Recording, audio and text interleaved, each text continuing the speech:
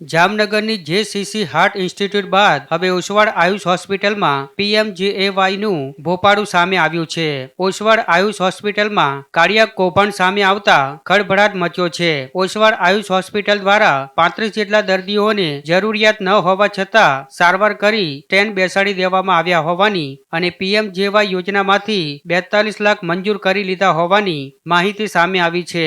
ત્યારે સમગ્ર કૌભાંડ સામે આવતા રાજ્યના આરોગ્ય વિભાગ દ્વારા ઓસવાડ આયુષ હોસ્પિટલને 1,26,77,000નો દંડ ફટકારી હોસ્પિટલના કાર્ડિયોલોજી વિભાગને પીએમજેએવાય યોજનામાંથી સસ્પેન્ડ કરી દેવામાં આવી છે અને હોસ્પિટલના ડોક્ટર શ્રીપદ ભી વાસ્કરને સસ્પેન્ડ કરી દેવામાં આવ્યા છે. આમ હોસ્પિટલના ડોક્ટર શ્રીપદ ભી વાસ્કરને સસ્પેન્ડ કરી દેવાતા જામનગર તબીબ આલમમાં ખળભળાટ મચી ગયો છે. તો અનેક દર્દીઓના જરૂરી વગર ઓપરેશન કરી નાખ્યાનું ભોપાળું છતું થતા સારવાર લઈ રહેલા લોકોના શ્વાસ અદ્ધર થઈ ગયા છે.